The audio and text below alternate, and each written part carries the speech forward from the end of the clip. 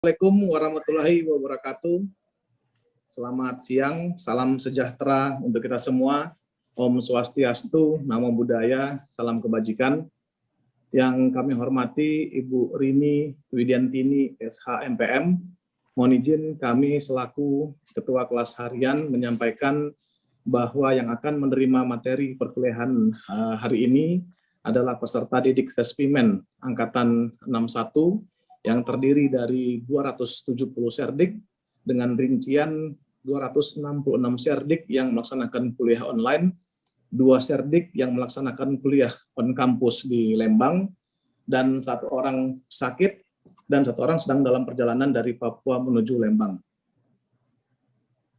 Kepada senior dan rekan-rekan serdik Sespimen Angkatan 61, ada pepatah mengatakan tak kenal maka tak sayang. Oleh karena itu, agar kita lebih bisa mengenal pemberi materi perkuliahan hari ini, maka saya akan menyampaikan dan membacakan kurikulum vitae dari Ibu Rini Widiantini. Nama Rini Widiantini, SH-MPM, tempat dan tanggal lahir Bandung 29 Mei 1965. Ada beberapa riwayat jabatan strategis yang pernah diampu oleh beliau, dimulai dari analis kebijakan pada ASDEP, urusan pelaksanaan kebijakan pada tahun 1997. Kemudian beliau juga pernah menjabat sebagai Kepala Subbidang Penyusunan Kebijakan Kelembagaan Non-Departemen pada tahun 2000. Kemudian menjabat sebagai Kepala Bidang Penyusunan Kebijakan Kelembagaan Non-Departemen pada tahun 2001. Dilanjutkan menjabat sebagai Kepala Bidang Desain Kelembagaan Non-Departemen pada tahun 2002, dilanjutkan menjadi Asisten Deputi Kelembagaan Perekonomian pada tahun 2008, kemudian dilanjutkan menjadi Asisten Deputi Kelembagaan Perekonomian 1 di tahun 2009, kemudian menjadi Asisten Deputi Perumusan Kebijakan Kelembagaan pada tahun 2010, kemudian beliau juga pernah menjabat sebagai staf ahli Menteri Menpan RB di bidang hukum pada tahun 2011.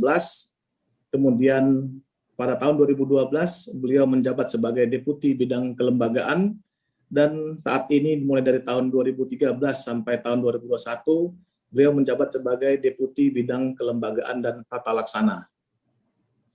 Sedangkan dari riwayat pendidikan formal, beliau menempuh sarjana hukum, yaitu dengan jurusan Hukum Perdata pada tahun 1988 lulus di Universitas Padjadjaran, dan kemudian beliau melanjutkan ke jenjang master, yaitu Master of Public Management di tahun 1999 dengan jurusan Public Policy and Management.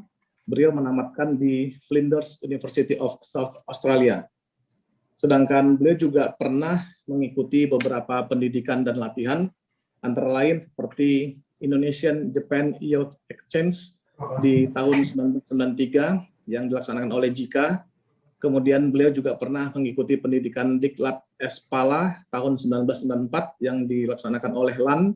Kemudian melanjutkan Diklat Espama pada tahun 2002 yang juga dilaksanakan oleh lembaga LAN. Kemudian beliau melanjutkan pelatihan Improving Financial Management in the Public Sector, ADBL, ADB, and FRMC tahun 2002 yang dilaksanakan oleh Jakarta Institute of Finance. Kemudian beliau juga pernah melaksanakan lokakarya Sistem Akuntansi Kinerja Instansi Pemerintah di tahun 2003. Kemudian beliau juga pernah mengikuti pelatihan pengadaan barang dan jasa.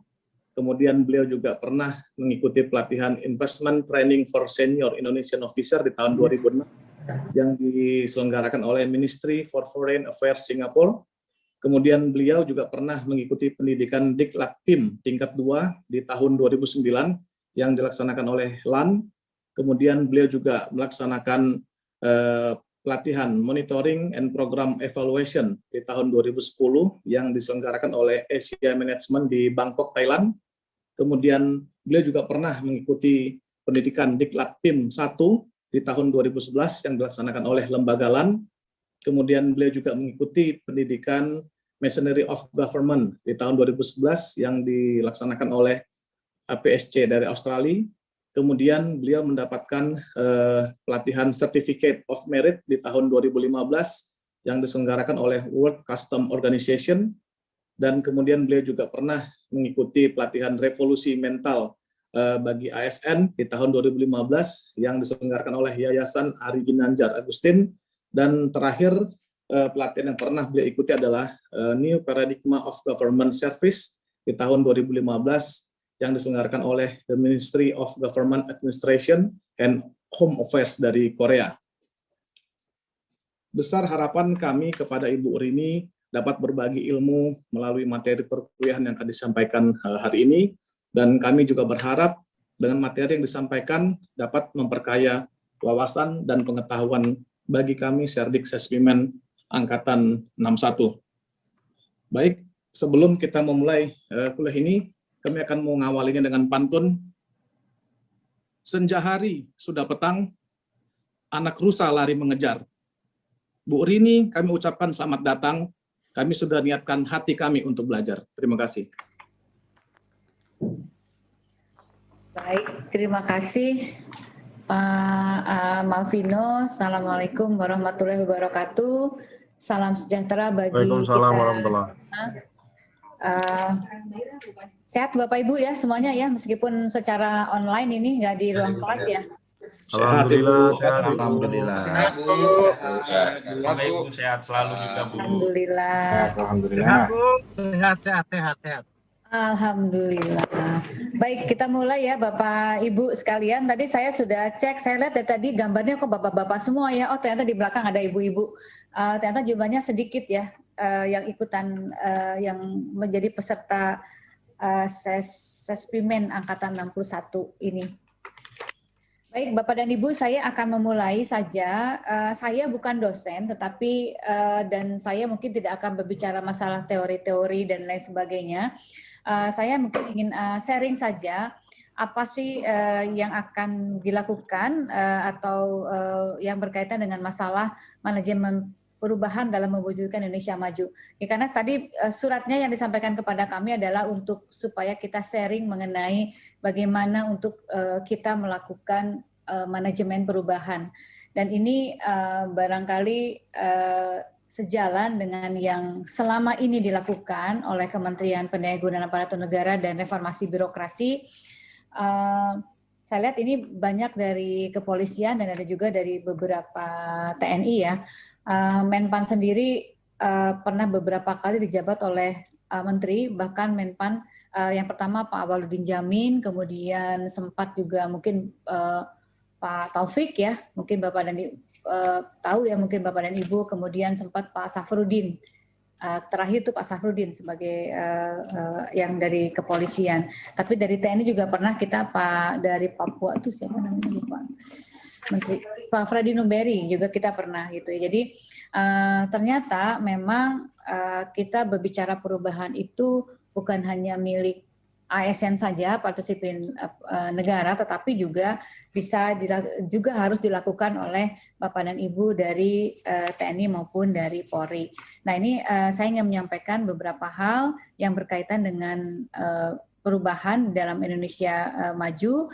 Outline-nya adalah seperti ini, latar belakang kenapa sih harus melakukan perubahan, kemudian yang kedua reformasi birokrasi untuk capai Indonesia maju. Kenapa saya ingin mengangkat ini juga, karena perubahan itu merupakan bagian daripada reformasi birokrasi. Jadi setiap kali kita melakukan perubahan di instansi Bapak dan Ibu, itu adalah selalu harus mohon bisa dikaitkan dengan bagaimana kita melakukan transformasi di dalam birokrasi. Karena baik TNI maupun Polri merupakan bagian daripada birokrasi pemerintah.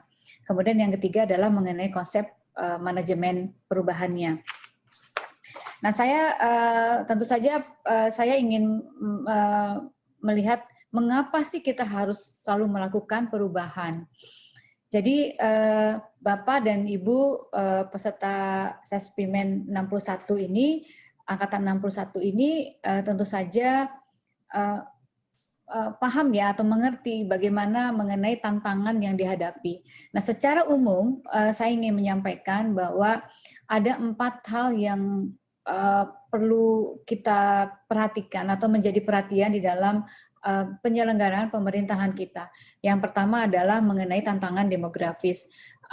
Kita terjadi peningkatan populasi ya, populasi dari penduduk. Kalau saya kadang-kadang melakukan kunjungan kerja ke Polda atau ke Polres, itu kalau ada peningkatan kelas itu salah satu yang dihitungnya adalah mengenai jumlah penduduk, karena itu jumlah penduduk itulah yang akan dilayani gitu. Jadi mungkin Bapak dan Ibu dari kepolisian mungkin tahu ya bahwa di dalam rangka peningkatan tipologi atau klasifikasi daripada organisasi Polres maupun Polda itu selalu ada perhitungan yang salah satu yang menentukannya adalah bagaimana menghitung jumlah penduduk, sehingga peningkatan populasi itu tentu saja sangat berkaitan dengan bagaimana cara kita memberikan pelayanan.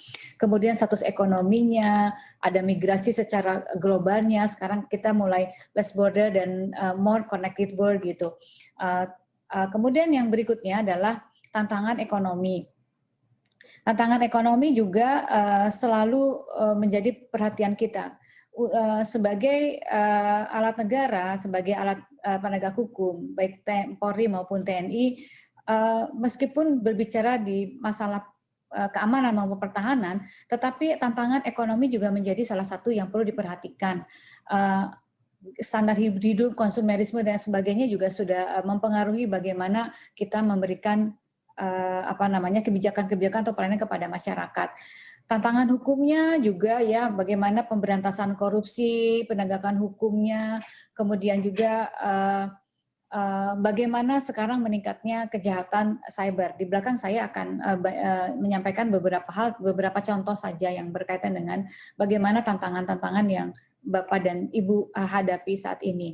Nah, yang terakhir adalah tantangan teknologi. Masa pandemi sekarang ini ternyata menyebabkan kita dengan serta-merta untuk beralih bagaimana cara kita berkomunikasi, cara kita membuat kebijakan, gitu ya. Itu juga ternyata sangat dipengaruhi, sangat didukung oleh teknologi. Jadi ada percepatan di dalam perubahan.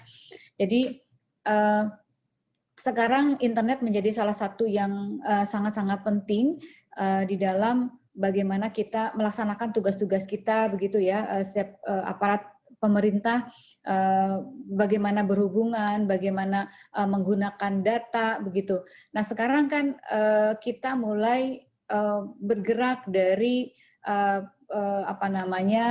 penggunaan data di dalam pengambilan keputusan. Sudah ada keluar Perpres nomor 39 tahun 2019 bagaimana satu data nasional. Nah, ini juga menjadi salah satu trigger ya di dalam bagaimana kita melakukan pengambilan keputusan dengan pendekatan evidence based policy. Tentu saja data menjadi salah satu bagian yang paling utama di dalam perbaikan tata kelola pemerintahan.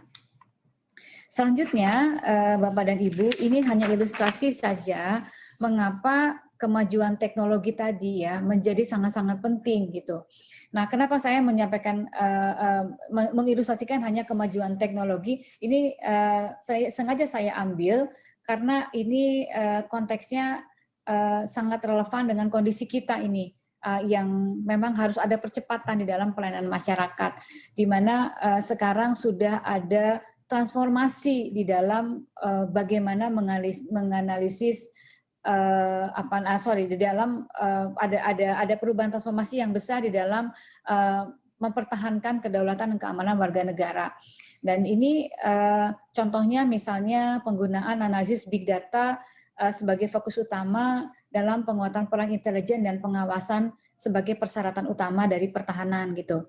Nah, ini seperti saya sampaikan, data menjadi sekarang kalau dikatakan data itu sebagai the new golden gitu ya, jadi sebagai emas baru di dalam penyelenggaraan fungsi-fungsi pemerintahan atau di dalam bisnis juga bekerja menggunakan data.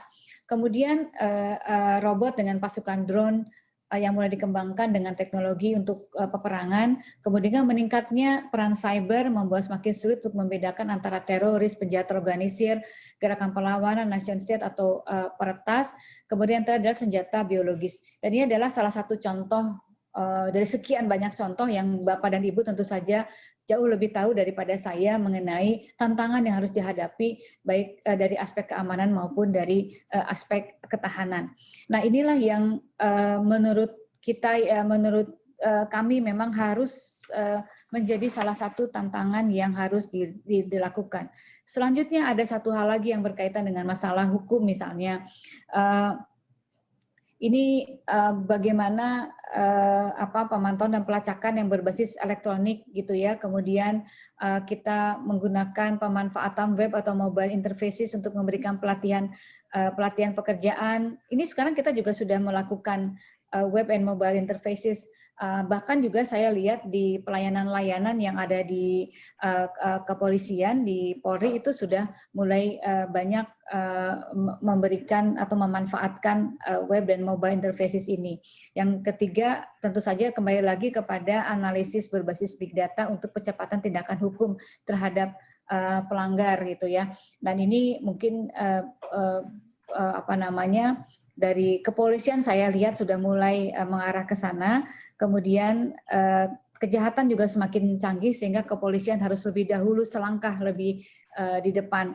Dan proteksi kejahatan cyber dan biocrime bukan hanya tanggung jawab entitas nasional, tapi juga menjadi fokus penting dalam penegakan hukum lokal setempat. Jadi kalau misalnya Bapak dan Ibu dari dari Polres dan sebagainya mungkin juga menjadi kejahatan cyber bukan tidak mungkin ada di secara nasional, tapi bisa saja ada di daerah di mana Bapak dan Ibu bekerja.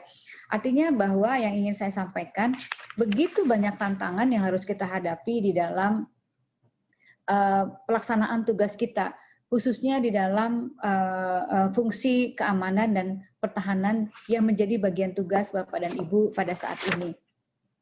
Nah, saya ingin beralih dulu kepada dengan tantangan ini. Ternyata ini juga menjadi salah satu bagian yang perlu kita perhatikan dalam pencapaian reformasi birokrasi kita gitu. Nah, kenapa? Karena reformasi itu pada intinya adalah bagaimana kita melakukan perubahan. Tapi perubahan seperti apa yang akan kita lakukan? Karena kita tidak boleh salah melakukan perubahan, harus sejalan dengan visi Indonesia, harus sejalan dengan visi presiden kita. Nah, ini ada beberapa hal yang ingin kami sampaikan. Ini adalah data dari atau konsep dari Kementerian Perencanaan Pembangunan, di mana visi Indonesia ke 2045, salah satunya adalah yang silakan lihat yang paling kanan adalah pemantapan ketahanan nasional dan tata kelola pemerintahan. Di situ ada yang terakhir itu penguatan ketahanan dan keamanan. Dan ini ada di dalam satu bagian dengan bagaimana melakukan reformasi kelembagaan dan birokrasi. Artinya bahwa untuk pemantapan ketahanan nasional itu tentu saja harus didukung dengan tata kelola pemerintahan yang baik, sehingga ini ada di dalam satu pilar dengan pemantapan ketahanan nasional dan tata kelola pemerintahan. Nah, kita juga perlu melihat bagaimana visi Bapak Presiden di dalam pelaksanaan periode pemerintahannya tahun 2020 sampai tahun 2024. Ada 9 visi, bahwa salah satunya adalah bagaimana membangun penegakan sistem hukum yang bebas korupsi, yang nomor 6 ini, martabat dan terpercaya, kemudian yang nomor 7 perlindungan bagi segenap bangsa, yang terakhir adalah bagaimana pengolahan pemerintahan yang berbasis efektif, yang bersih, efektif dan terpercaya. Artinya bahwa ada keterkaitan antar misi yang harus dilakukan, karena baik yang melaksanakan fungsi pertahanan dan ketahanan ini tentu saja perlu memperhatikan bagaimana memperbaiki tata kelolanya sehingga penegakan sistem hukum yang bebas korupsi, perlindungan bagi segenap bangsa itu bisa dilaksanakan. Jadi ini, dan kemudian juga saya ingin menyampaikan bahwa ketika kita melakukan perubahan, ini adalah roadmap transformasi yang harus kita lakukan. Jadi ini bukan hanya untuk ASN atau aparatur sipil negara gitu ya, aparatur sipil negara, tetapi juga bisa kita lakukan untuk fungsi-fungsi atau organisasi yang melaksanakan fungsi keamanan dan pertahanan. Karena ini merupakan salah satu bagian daripada sistem kelembagaan pemerintah. Dan mungkin seperti mungkin saya ilustrasi sedikit, jadi di pemerintahan kita itu ada sekitar 34 kementerian, 29 lembaga pemerintahan non-kementerian, kemudian ada alat negara, yaitu TNI, kemudian Polri, dan Kejaksaan. Dan itu ada dalam satu sistem birokrasi pemerintah. Oleh karena itu, setiap perubahan yang akan kita lakukan, itu sebaiknya kami sarankan untuk berpedoman kepada atau selalu berpedoman kepada roadmap daripada reformasi birokrasi tahun 2020 dan tahun 2024. Ada perubahan yang signifikan sebetulnya dari perkembangan yang kita lakukan. Yang pertama adalah tahun 2010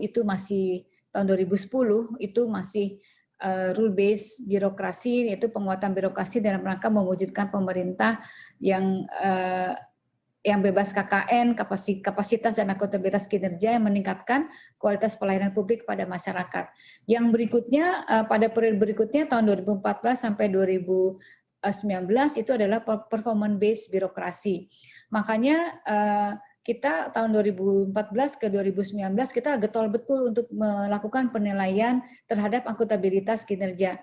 Dan saya yakin dari Bapak dan Ibu juga sudah banyak yang mendapatkan penghargaan yang berkaitan dengan masalah akuntabilitas kinerja. Tetapi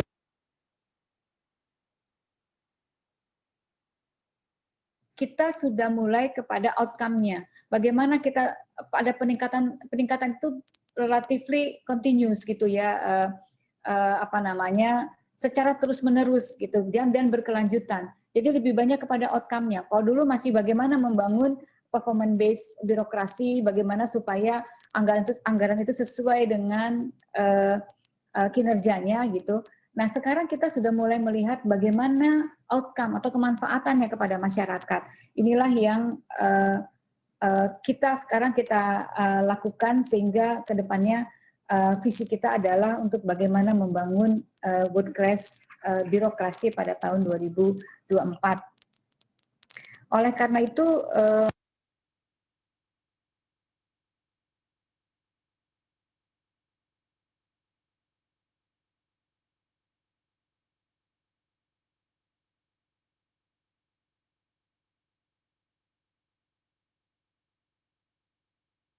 Mohon izin Bu, terdengar Bu suaranya.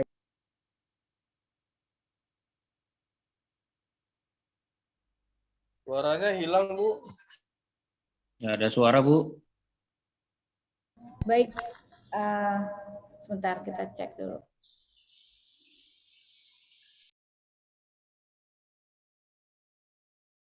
Suara saya terdengar? Bergema? Terdengar Bu. Mantap Bu, mantap. Dengar mendengung Bu. Ya sebentar Pak, kita perbaiki dulu.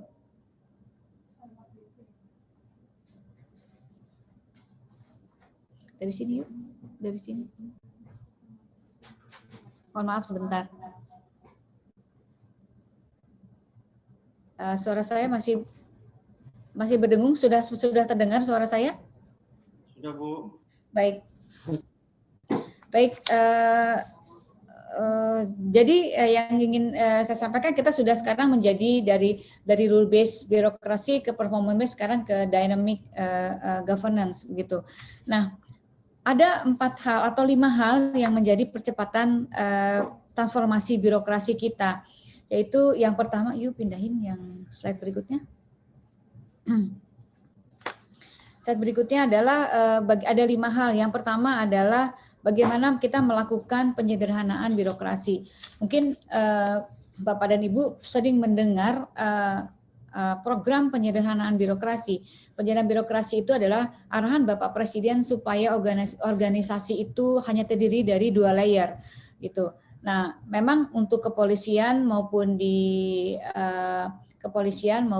TNI, memang kita belum tersentuh ke sana, begitu ya, karena memang kita melihat ada fungsi komando yang harus dilaksanakan di lingkungan di lingkungan TNI dan Polri. Tetapi untuk instansi pemerintah yang lainnya memang diperintahkan oleh Bapak Presiden untuk merubah pola pengorganisasian pemerintah. Jadi lebih banyak kepada organisasi yang fungsional dengan bagaimana seluruh anggota fungsional itu bisa movable, changeable begitu ya. Jadi bisa berpindah dari antar direktorat satu ke direktorat yang lain gitu.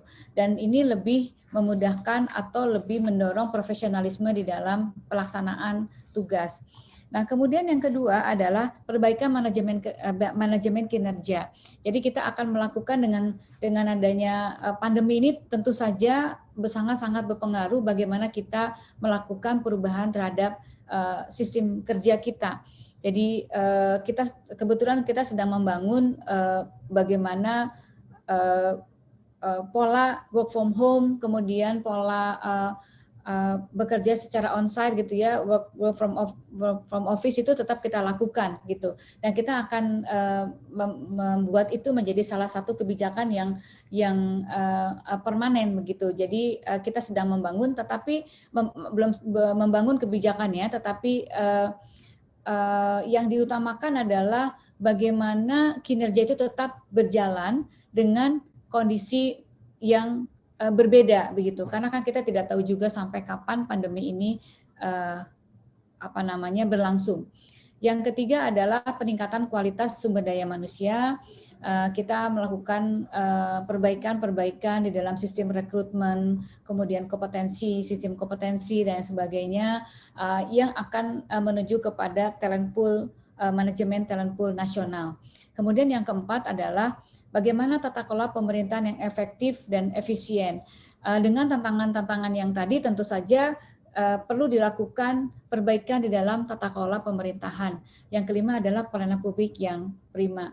Nah, kelima percepatan ini tentu saja bisa dijadikan dasar ketika Bapak dan Ibu akan melakukan perubahan di instansinya masing-masing gitu. Nah, saya lihat memang banyak sekali inovasi-inovasi yang sudah dikeluarkan atau dibuat dan sudah dibangun oleh Bapak dan Ibu dari kepolisian, dan ini tentu saja dalam kerangka reformasi birokrasi. Saya masih dalam kerangka reformasi birokrasi, dan ini merupakan salah satu upaya kita untuk bagaimana kita melakukan perbaikan supaya terjadi perbaikan di dalam pelayanan kepada masyarakat. Nah, ada beberapa hal yang menjadi karakteristik dari penyelenggaraan pemerintahan kita. Jadi pertama adalah strategi. Jadi organisasi yang cerdas dan inovatif mampu beradaptasi. Jadi Bapak dan Ibu tentu saja harus mulai memikirkan bagaimana strateginya seperti apa supaya organisasi di tempat Bapak dan Ibu nanti bekerja atau saat ini bekerja supaya lebih inovatif dan mampu beradaptasi terhadap tantangan-tantangan yang dihadapi. Setelah kita bertemu dengan strategi, maka kita bisa membangun strukturnya seperti apa yang tepat. Setelah itu perbaikan di dalam proses bisnisnya supaya terjadi kinerja yang prima, bagaimana SDM mengisinya, dan terakhir adalah bagaimana teknologi terhadap ketepatan dan peningkatan terhadap kualitas dari pelayanan publik yang optimal. Yang terakhir, yang berikutnya adalah bagaimana cara berkolaborasi dengan unsur pemerintahan, dan keseluruhan ini tentu saja didasarkan pada data yang akurat, mutakhir, dan dapat dipertanggungjawabkan. Ini adalah karakteristik daripada bagaimana kita akan membangun smart institution. Makanya perubahan itu bisa dilakukan dari banyak hal. Perubahannya inovasi di bidang struktur bisa, kita melakukan inovasi di proses bisa, inovasi di SDM bisa, di teknologi bisa, kolaborasi bisa, dan semuanya berbasis data. Tetapi seringkali inovasi-inovasi yang dilakukan itu jalannya sendiri-sendiri. Jadi kita ada beberapa yang melakukan khusus kolaborasi saja tapi tidak memperhatikan bagaimana SDM yang menjalankannya. Kemudian ada juga yang hanya dalam prosesnya saja begitu, bagaimana pola kerjanya tetapi tidak memperhatikan kepada struktur. Jadi ini harus menjadi satu kesatuan. Nanti di belakang saya akan menyampaikan bagaimana manajemen perubahan itu dapat dilakukan secara lebih terintegrasi. Nah, inilah yang kita sudah masuk kepada manajemen perubahan. Tadi di depan saya sudah bercerita, kita perlu sebagai aparat pemerintah, kita perlu melakukan perubahan. Saya sudah menyampaikan ada ujungnya atau pokok-pokok apa saja sih sebetulnya yang kita lakukan perubahan supaya sesuai perubahan kita itu sesuai dengan perencanaan pembangunan nasional, sesuai dengan roadmap reformasi birokrasi, karena setiap instansi pemerintah wajib membuat reformasi transformasi roadmap mengenai reformasi birokrasi. Karena ini adalah perubahan merupakan satu keharusan. Setiap instansi atau setiap individu harus perlu melakukan perubahan. Karena ini adalah waktunya, makanya ini ada beberapa ilustrasi yang harus dilakukan. Konsep perubahan manajemen itu secara simpelnya itu dari kondisi awalnya, ini simpelnya nih ya, dari mulai kondisi awalnya, kemudian kita mengajukan inisiatif strateginya, kemudian bagaimana supaya pelaksanaan manajemen perubahan itu bisa dilakukan sehingga bisa terjadi kinerja organisasi yang lebih prima. Karena manajemen perubahan adalah alat atau proses dan cara untuk mengelola organisasi dan sumber daya pada sisi proses perubahan dalam mencapai outcome. Ini menurut Prosi. Jadi saya juga bingung, ini cari-cari juga apa sih sebetulnya manajemen perubahan. Dan ini kita dapat definisinya dari Prosi ini. Ternyata memang di dalam perubahan itu pendekatannya kepada outcome. Selama ini banyak perubahannya itu kepada outputnya saja, gitu. Misalnya, saya melakukan inovasi karena supaya dapat penghargaan dari Menpan RB. Setelah melakukan inovasi, sudah lupa lagi. Yang penting saya dapat penghargaan dulu, gitu. Dan ini banyak yang terjadi, gitu ya, yang terjadi di beberapa instansi pemerintah. Yang penting kita dapat penghargaan dulu. Setelah itu, apakah keberlanjutannya, apakah kemanfaatannya itu menjadi tidak terlihat. Karena memang ternyata manajemen perubahan itu fokusnya adalah kepada bagaimana outcome itu bisa tercapai. Mengapa kita melakukan perubahan? Ini adalah fase di mana kita perlu melakukan perubahan. Saat ini kita ada pada fase comfort zone gitu. Nah, kita rasanya susah nih. Saya mau melakukan penyederhanaan saat ini, saya sedang melakukan proses penyederhanaan struktur organisasi, terutama untuk jabatan-jabatan eselon 3 dan 4, itu ternyata nggak gampang, gitu.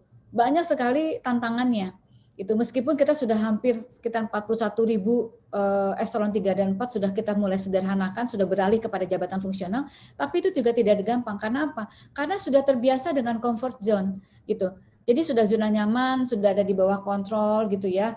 Karena setiap yang namanya transformasi atau perubahan itu memang awalnya susah. Oleh karena itu, ini ada bagaimana cara upaya kita supaya kita lepas daripada fear zone-nya, gitu.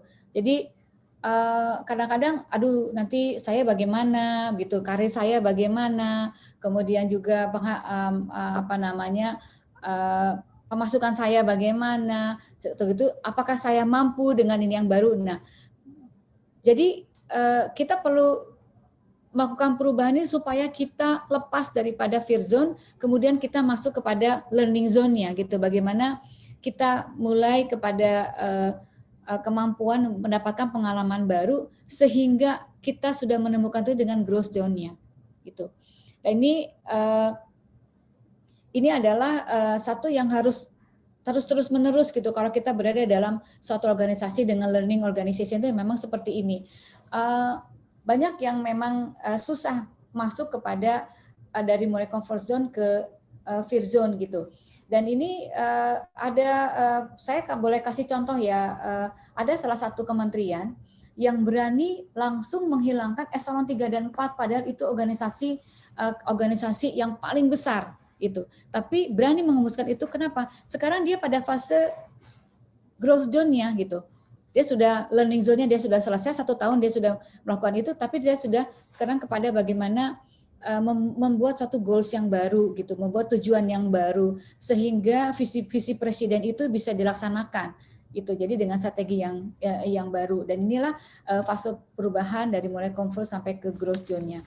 Nah, apa yang perlu diperhatikan di dalam perubahan? Ada 3 hal di dalam melakukan perubahan atau melakukan transformasi. Nanti suatu saat Bapak dan Ibu ingin melakukan ide baru, banyak nih harus membuat proyek-proyek perubahan misalnya, ada 3 hal yang mesti diperhatikan. Yang pertama adalah kontennya, kemudian yang kedua konteksnya, yang ketiga adalah prosesnya. Yang pertama adalah kontennya. Kita mesti tahu sebetulnya apa sih yang akan kita rubah, targetnya apa gitu. Bagaimana kita nanti akan mengevaluasinya, target dan evaluasi seperti apa gitu. Jadi harus tahu isinya tuh seperti apa. Kemudian setelah itu berbicara kepada konteksnya. Konteksnya itu ada 2 hal, bisa internal atau eksternal. Konteksnya itu untuk bagaimana kepada sumber daya manusianya, atau eksternalnya bagaimana kemanfaatannya kepada keluar kepada eksternal. Yang ketiga adalah kepada prosesnya. Bagaimana melakukan manajemen perubahan, bagaimana model perubahannya, kemudian formulasi penerapannya seperti apa gitu. Jadi ini adalah 3 hal yang harus saling berhubungan. Jadi ketika kita akan melakukan proyek perubahan itu, kita harus tahu kontennya seperti apa, konteksnya untuk apa, kemudian prosesnya bagaimana gitu. Jadi inilah yang perlu diperhatikan di dalam perubahan. Nah, prinsip-prinsipnya di dalam manajemen perubahan ini, ketika kita sudah menemukan apa yang kita akan rubah, kita harus tahu memahami perubahan. Mengapa kita harus melakukan perubahan? Tujuan perubahannya apa? Gitu harus tahu. Kemudian dampak positif perubahan terhadap organisasi dan sumber dayanya seperti apa? Gitu. Kemudian setelah itu kita melakukan perencanaan perubahannya seperti apa? Melakukan kajiannya, dampaknya, menentukan alatnya. Setelah itu kita melaksanakan penerapannya. Itulah penerapannya itu untuk memastikan harus mengkomunikasikan dahulu. Jadi yang memahami dulu, kemudian merencanakan, setelah itu kita lakukan komunikasi supaya seluruh stakeholder yang akan kita lakukan perubahan bisa melaksanakan. Yang terakhir adalah bagaimana kita memastikan bahwa seluruh stakeholder ini terlibat gitu. Dan saya yakin saya tidak tahu apakah nanti output daripada Sesprimnas ini masing-masing juga akan diminta untuk melakukan suatu proyek-proyek perubahan, dan inilah proyek-proyek perubahan ini biasanya kalau di diklat untuk ASN memang diminta untuk melakukan proyek-proyek perubahan, dan inilah yang kita lakukan dari mulai memahami kenapa perubahan, dari mulai merencanakan, mengkomunikasikannya sampai kepada penerapannya. Nah, sehingga kita tahu tujuannya daripada perubahan ini adalah seperti saya sampaikan untuk memastikan outcome-nya. Sering sekali kita fokus kepada output, kurang fokus kepada outcome gitu. Padahal sebetulnya kemanfaatan banyak sekali loh, inovasi yang dilakukan oleh instansi pemerintah, tapi lupa memikirkan bagaimana outcome atau kemanfaatannya kepada masyarakat.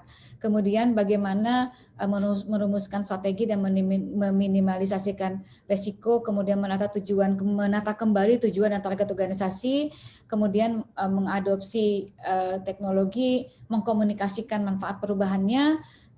Seperti Bapak dan Ibu kalau misalnya mau membuat inovasi di Polres misalnya seperti itu, tentu saja pasti harus mengkomunikasikan pemanfaatan ke perubahannya.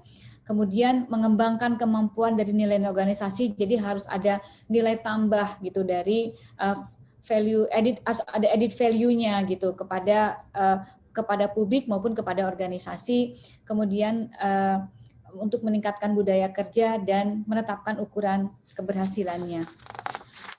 Nah, bagaimana cara pelaksanaannya? Nah, ini sebetulnya saya melihat dari apa yang dilakukan oleh GE Electric atau General Electric ini. Mereka banyak melakukan perubahan. Ada yang menarik ya di dalam perubahan ini. Jadi ternyata ketika kita membuat perubahan ini, kualitas juga mesti diperhatikan.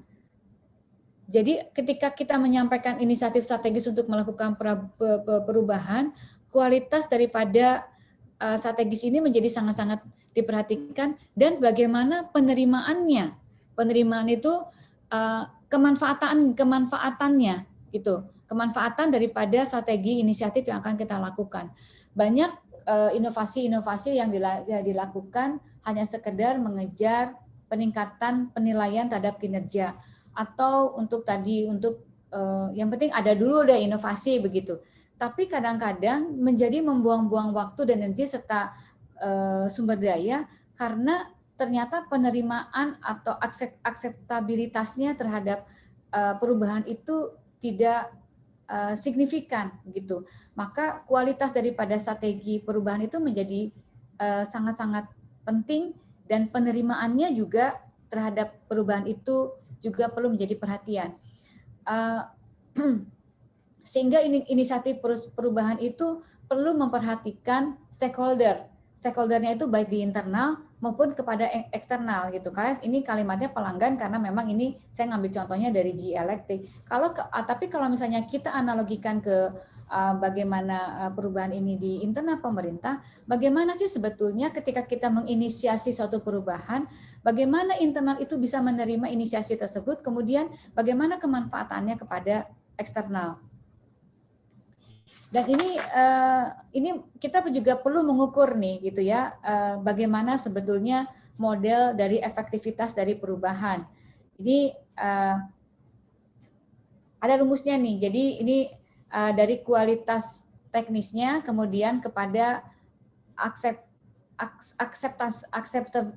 acceptability daripada perubahan yang dilakukan sama dengan efektivitas daripada hasil.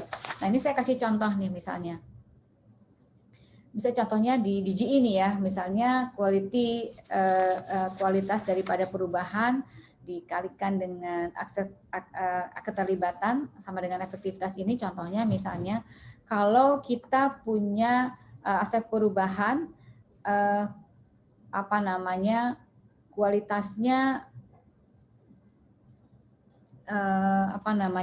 solusi teknisnya rendah gitu ya, tapi kemudian dia mempunyai keterlibatannya itu sedikit, maka nilainya 12. Coba dilanjutkan lagi. Kemudian bagaimana kita membuat suatu perubahan, effortnya besar begitu ya, segala macam biaya dan lain sebagainya besar, tapi aksesability-nya juga masih rendah masyarakat. Nilainya memang naik begitu, tapi hanya 15. Kemudian kalau misalnya kita punya effortnya 4 nilainya, kemudian aksesabilitasnya 4, ya memang naik sedikit itu ya. Coba kalau kita perhatikan, effortnya itu dengan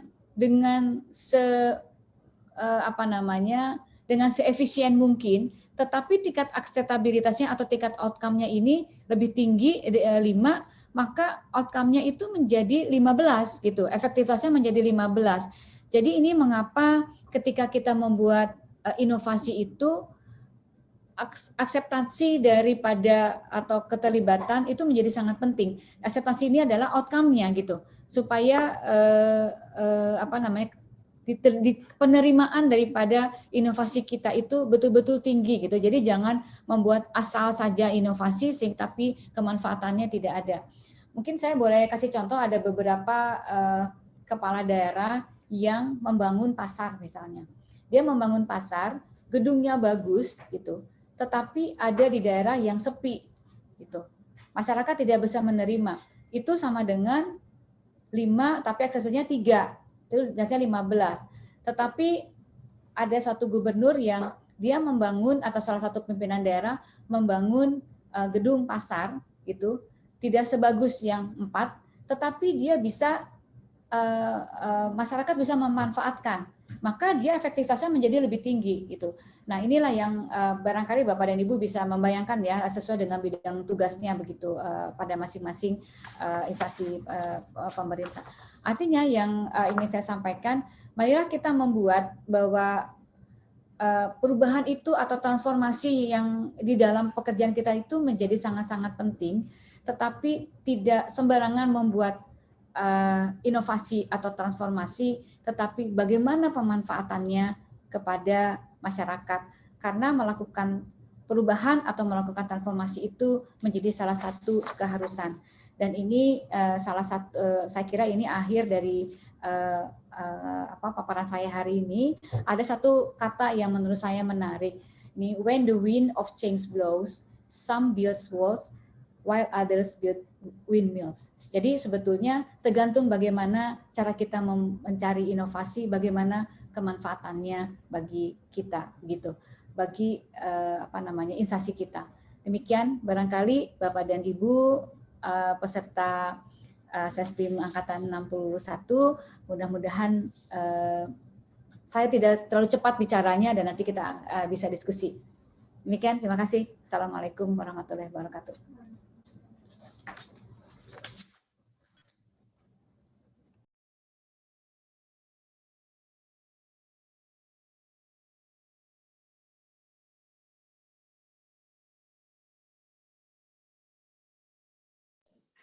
Mohon izin untuk senior dan rekan-rekan, apakah ada yang ingin ditanyakan kepada pemateri hari ini? Mohon izin.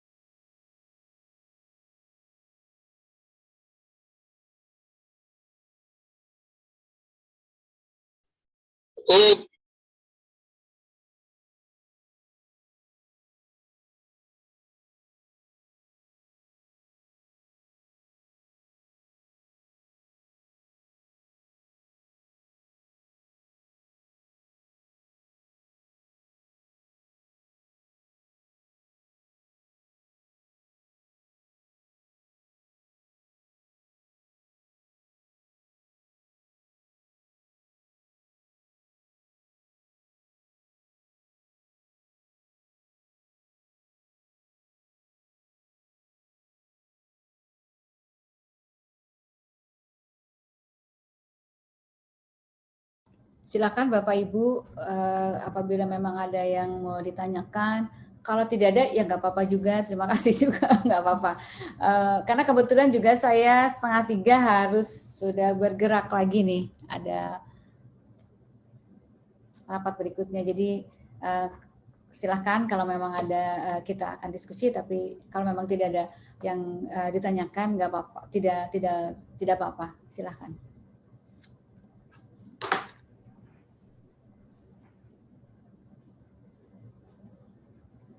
Baik Ibu, kami rasa mungkin penjelasannya sudah sangat diterima dengan baik Ibu. Terima kasih atas waktu yang sudah diberikan Ibu untuk mengakhiri perkuliahan hari ini. Kami akan tutup dengan pantun juga Ibu. Burung kutilang ditaruh di kandang, terus berkicau sampai pagi. Terima kasih Bu Rini sudah datang. Semoga ilmunya bermanfaat bagi kami. Terima kasih, Bu. Selamat sore. Terima kasih, Bu. Terima kasih. Terima kasih, Bu. Terima kasih banyak, Bu. Terima kasih, Bu. Terima kasih. Terima kasih, Bu. Terima kasih, Bu Rini. Terima kasih, Bu. Terima kasih, Bu Rini. Terima kasih. Memang mantap petugasnya ini. Untuk senior dan rekan-rekan, mohon izin jangan lupa absen keluar di aplikasi. Terima kasih. Terima kasih, Malvino. Cocok Ya, diulang Bang. kelasnya Terima nih, kasih. Devino besok. Terima kasih Adik Aso, Malvino. Tolong rekan-rekan, Besok Bang Ferry. rekan-rekan ketua kelas standby dulu ya. Siap. Siap. Cuci murah aja ambil. Oke. Pasmina. Tapi rambutnya dikuncir tak. Oke, assalamualaikum warahmatullahi wabarakatuh. Waalaikumsalam warahmatullahi wabarakatuh. Selamat siang menjelang sore, rekan-rekan sekalian. Mudah-mudahan Kamu nangis nggak rekan kerdik sekalian dalam keadaan sehat walafiat Amin. bersama seluruh keluarga yang ada di rumah. Amin. Sesuai dengan laporan yang saya catat ini, jadi dari 270 Sherdik yang hadir, yang ada maksudnya, kemudian hadir online itu 243, kemudian kurang 27, dengan perincian 25 matrikulasi, 2 sakit atas nama Sherdik Suryo Wibowo. Ini sakit apa ya? Ketua Siap, kelas. Komandan. Ada surat izinnya, Komandan, dari ini Siloam. di Siloam, Komandan, di Sulawesi Barat, Komandan. Oh, Sulawesi Barat ya? Siap. Oh, cukup Sampai menarik. tanggal Sulawesi Selatan, Makassar. Ya, tolong Makassar. untuk Ketua Senat juga dimonitor. Ini kira-kira sakit apa, ya? Siap, Komandan. Ya, Informasinya sakit campak, Komandan. temannya kira-kira sakit apa? Jangan sampai kita lepas memonitor kawan kita, nggak taunya di sana sakitnya berat. Ya, tolong dipantau, nanti dilaporkan secara berjenjang kepada pimpinan kita masing-masing, ya. Mungkin kepada Kakorsis, seterusnya. Sudah berapa lama ini sakit, Sherdik Suryo ini? Kalau dari surat sakitnya dari dirawat tanggal 1, Komandan. Dari tanggal 1. Baru ya. Siap. Tapi Baru, kira-kira bukan COVID ya? Bukan, Komandan, bukan. Ya. Siap. Alhamdulillah lah, yang penting bukan Jangan, COVID bukan. ya. Kemudian Sherdik Umar Nasatekai, ini perjalanan dari Papua. Oh, dia mau ini ya, mau katakanlah dia mau mungkin on kampus nanti, kira-kira begitu mungkin. Siap, mohon izin Komandan Keluarga dari Kapokjar 10. Jadi menginformasikan untuk Sherdik Bang Umar. Jadi memang situasi kondisi di Papua itu jaringan memang sedang off, Komandan. Jadi yang bersangkutan langsung mencari inisiatif berangkat ke Bandung, Lembang juga nanti akan kemungkinan hari Selasa baru sampai ke Lembang, Komandan. Jadi langsung izin memasuk Dormi 3, sudah izin juga yang bersangkutan. Mudah-mudahan kondisi sehat, selamat sampai di Lembang, Bandung. Siap. Ya, Izin. baik. Kita doakan mudah-mudahan rekan kita sampai selamat di Lembang nanti. Siap. Kemudian secara umum saya selaku dosen 2 melihat jalannya perkuliahan sudah bagus, sudah baik. Namun barangkali perlu menjadi bahan pertimbangan atau masukan bagi rekan-rekan Sherdik sekalian untuk mata pelajaran ke depan, ya. Barangkali ya supaya jangan terkesan monoton gitu, mungkin dari Opsdik atau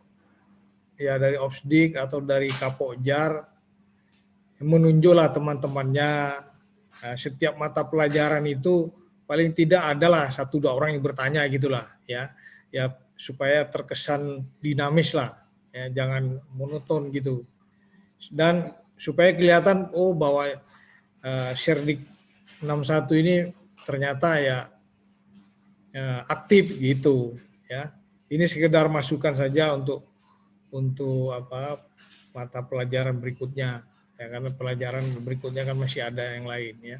Apalagi misalnya dosennya itu cewek kan, ibu-ibu, mungkin teman-teman poluan lah 1 orang kah perwakilan gitu kan, apakah nanya ya sesuai konteksnya, relevansi dengan mata pelajaran, ya, walaupun pertanyaannya itu kan tidak bagus-bagus sekali lah, ya, yang penting adalah komunikasi 2 arah gitu. Itu saja masukan dari saya. Terima kasih atas pelaksanaan kegiatan belajar sore ini. Nanti setelah jam 3 ada kegiatan lagi kan? Mata kuliah berikutnya diundur hari Rabu, Komandan. Oh, diundur hari Rabu. Siap. Tapi kepatunan tetap hari Selasa ya, kepatunan ya. Siap, hari Selasa, Komandan. Baik, saya kira itu aja, lebih kurangnya mohon maaf. Silakan lanjutkan dengan kegiatan lebih lanjut untuk rekan-rekan Sherdik, ya. Kalau sudah nggak ada mata pelajaran sore ini berarti persiapan untuk berbuka puasa bagi yang menjalankan. Alhamdulillah. Mudah-mudahan Alhamdulillah. rasanya Ya, Masuk alhamdulillah. Terima kasih Komandan. Olahraga, Komandan, olahraga. Lari. Assalamualaikum warahmatullahi wabarakatuh. Eko persiapan berburu. Siap, Komandan. Serang. Bang Eko, das pas lawe. Senjata pink mematikan itu. Kok yang mana? Banyak sekali kok. Kakak Asuh, dahulu. Ada 5 Bang. Assalamualaikum. Siap. Selamat siang, selamat siang. Melalui, selamat sore. Melalui Bang. Selamat puasa. Indro. Melalui Bang. Apa? Kel. Balik sih. Ike. Nanti. Ika. Izin pulang. Assalamualaikum. Izin Ike. Ika. Mutasi gimana mutasi? Ika, mutasi bagaimana, Kak? Saya.